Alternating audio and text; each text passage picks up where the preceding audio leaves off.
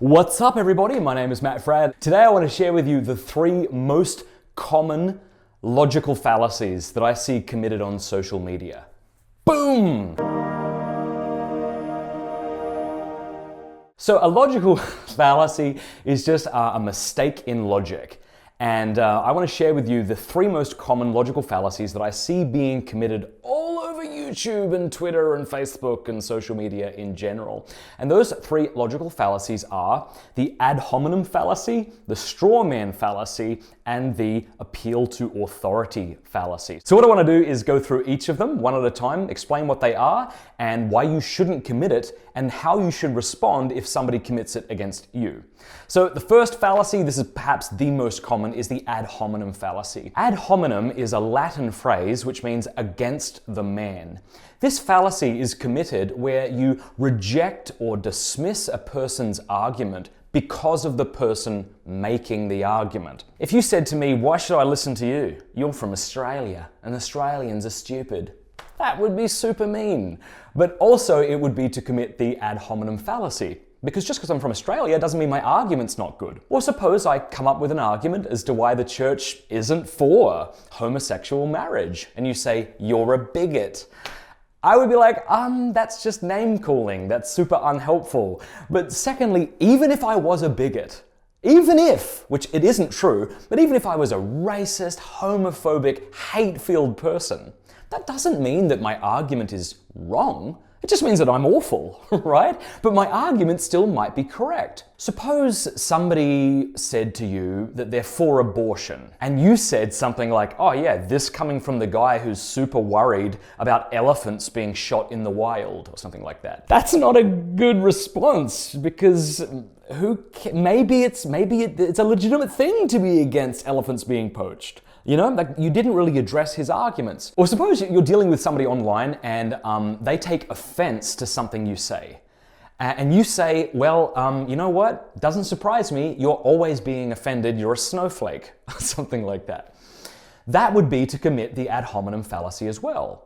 Because it might be the case that this person's always offended for reasons that don't justify their being offended, okay? But that doesn't mean that what you just did wasn't somehow cruel or unwarranted or even false. So if somebody ever says to you, "You're stupid, you're whatever, you're bigoted, you're Australian," a good thing to say would be, "Hey, why don't you spend more time attacking my argument instead of attacking me? Because maybe you're right."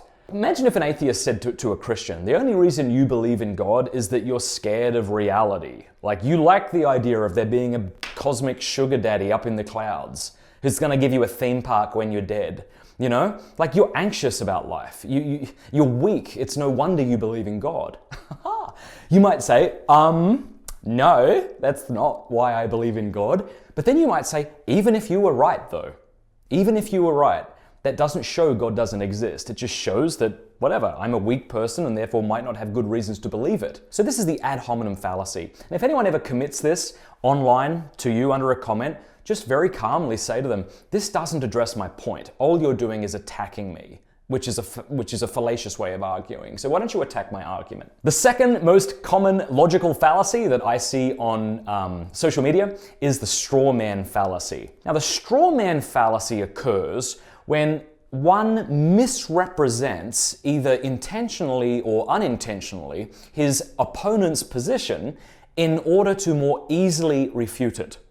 Because, I mean, you can see the name for the fallacy works, because all things being equal, it's a much easier thing to take down a straw man than a real man. The other day, I was listening to a person argue for why contraception was moral and why Catholics were wrong to think that it's immoral. And he said this: "I encounter people and they say, you know, if they're Catholic and they're against contraception, and I say why, and they say because if you use a condom, it's basically the same thing as abortion because that person never had the chance of life." That's so stupid. No Catholic would ever make that argument. Catholics are against contraception because they believe it thwarts one of the primary ends of sex, not because it's the same thing as abortion. So what this person did is he made a mockery of the Catholic argument and then showed why it was stupid. And you think to yourself, well, of course it's stupid. We agree that it's stupid. So again, be careful not to do that.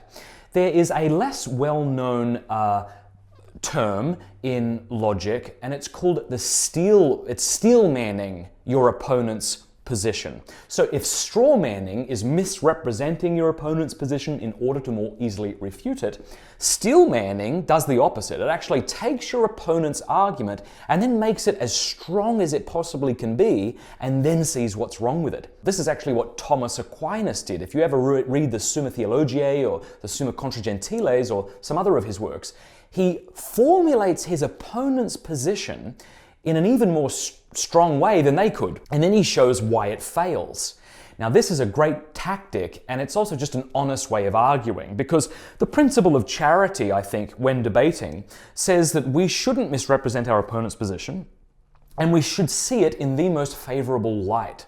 So if somebody makes an argument online, let's say they say something like, "You should speak your truth," and you say to them, there's no such thing as your truth. There's your opinion and the truth.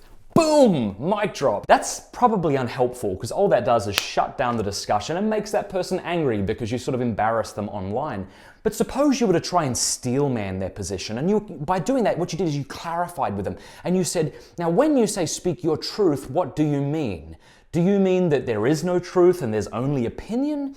Or do you mean that people should speak the truth and even if it's unpopular, they should still speak it? And they might say, yeah, that's what I meant. And you say, oh, okay, so what you were saying is, by reformulating your opponent's position, opponent might be too strong of a word, but reformulating their position, you've won their respect because they see, here's a person who's trying to take me seriously. And then if you still disagree with their position, you can show why it's wrong, and that person is much more willing to listen to you because they get the sense that you're actually engaging with their position as opposed to merely dismissing it. The third most common logical fallacy that I see being committed on social media is the appeal to authority. The reason this is fallacious is because suppose I make an argument for something and you say, oh, please, don't you realize that the majority of philosophers are against that position? Or something like that. Well, the reason that's fallacious is because maybe the majority of philosophers are wrong. You're not actually engaging with my argument. You're actually dismissing my argument and you're appealing to authority. Now, how does this take place online? Well, it might take place like this. You make an argument. And then somebody says, oh, please, this has been thoroughly refuted. And all they do is put up a link to a particular article or video. But that's that's just not cool because one, you're committing the fallacy of appealing to authority. And two, who is really going, oh, thank you so much, and going online and reading all the opposing arguments against one's position? I mean, unless you're in academia and you're writing a sort of a doctoral dissertation, you said something on social media and you probably aren't in the headspace to go read through everybody who disagrees with you. Obviously, if you take a position on something that people find important, there's going to be someone out there on the web who disagrees with you. It's kind of a cheap tactic because they don't get to engage with your argument. They just dismiss you and tell you to go read something else. So how might you respond to someone doing this? Well, you might say, you know what, I don't have time to read this person's article or to look at this video. Why don't you boil down their argument for me, show me why you think their argument refutes my position, and we can go back and forth on that. And I think that's a good tactic because, one, you're just being honest. You don't have the time to actually read someone else's article, or you don't want to. And two, it might call their bluff.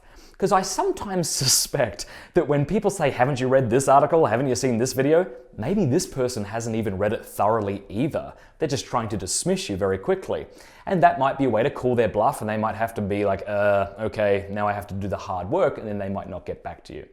The final thing I would say is don't be afraid to leave an argument. So if you're on social media and somebody's being belligerent or someone's committing logical fallacies, it's totally okay just to say, it looks like we're getting nowhere here and my time is going to be better spent elsewhere. Now, of course, the point of this video wasn't just to show you how other people commit these logical fallacies against you.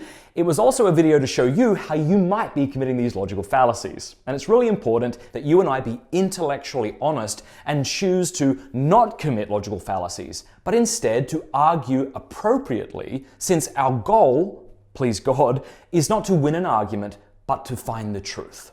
Thank you so much for tuning into this week's video. If you want to leave a comment, just leave it below. And if you want to ask me a question, hashtag AskMattFrad. And in one of these upcoming videos, I promise I'll respond to some of them. Please follow me on Twitter @MattFrad or Instagram @MattFrad. I don't know if someone's actually writing words here. I'm just hoping that they will. Until next week, see you later.